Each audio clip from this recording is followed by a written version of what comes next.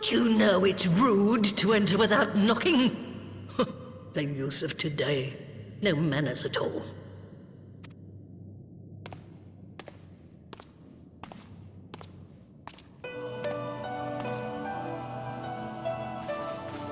Though we neglected to knock, we did create something of a commotion.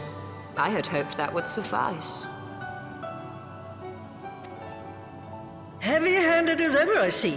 And still not a hint of grace. Some things never change. To give credit where credit is due, I learned from the best. It has been too long, Master Matoya.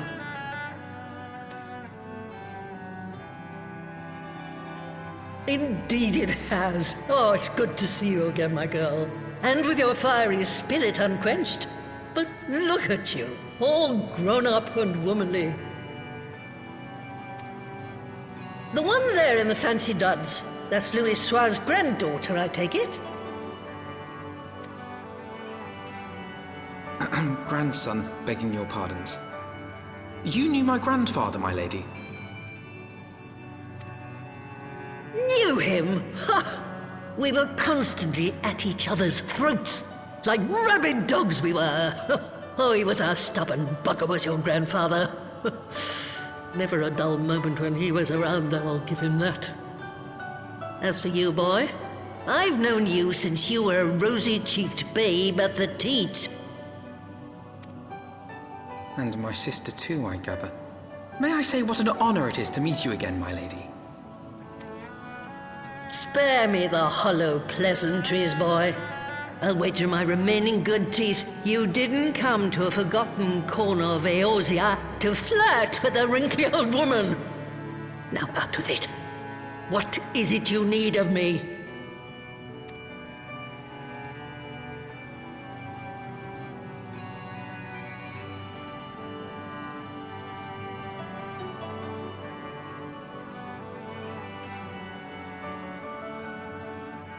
Azizla. I never thought I'd hear that name again. You are familiar with it. As familiar as one can get from poring over musty old tomes.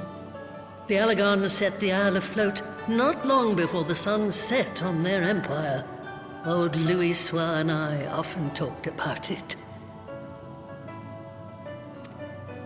The place is home to a research facility dedicated to finding ways of mastering mighty beings, such as primals and dragons.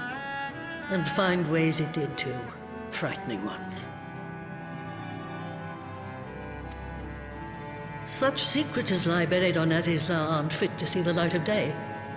And now you tell me a band of dragon-baiting primal botherers are trying to dig them up? Indeed. And to make matters worse, the Ascians have a hand in their plot. They must be stopped, no matter the cost.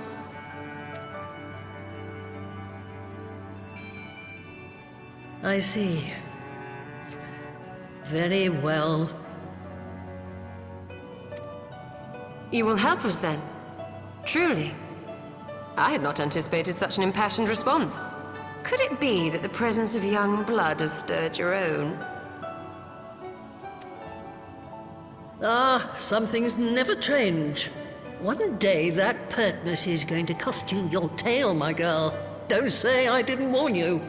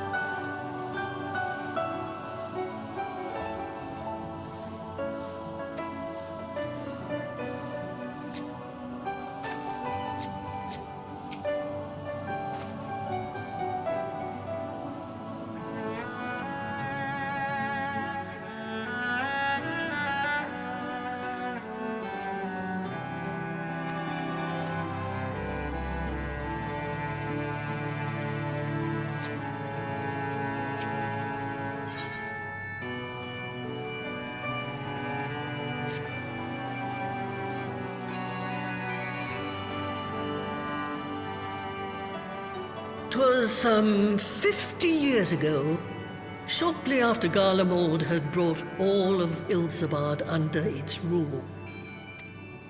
Faced with the threat of invasion, the people of Sharlayan scrambled about for a means to resist the Empire. For my part, I was tasked with developing an etheric converger. Ah, yes, a device which draws in ether and concentrates it to produce a destructive force. But as my research neared its end, it was denounced by the Forum, who claimed that my device was more likely to destroy us than our enemies. After that, they and I had a little falling out, and I decided to seal away all the fruits of my research, lest the dunder-headed ingrates reap any benefit. Ha! Petty, I know, but gods, it was satisfying. Do mine ears deceive? 'Twas you, was it not, who was so fond of saying that all knowledge exists to advance mankind, that how it is used depends on us? I don't remember. Perhaps. All right, yes. It was a pet phrase of mine. And that should give you a notion of how sick and tired I was of those spineless wretches of the Forum. All talk and no trousers, that lot. That's why I decided to remain behind, rather than join the Exodus. You may have had your disagreements with my grandfather, but upon that point, your minds were as one. With respect, Master, the fruits of your research should not be left to spoil. Will you share with us the secrets of the etheric converger? Aye, I will. All the information you need is contained in a tome I wrote on the subject. But you'll have to fetch it from the forbidden section of the Great Library. Ah, you were not exaggerating when you said that you had sealed it away. Though the city is abandoned, the library's guardians are all but certain to remain. We must needs cut a path through them. Come, let us away.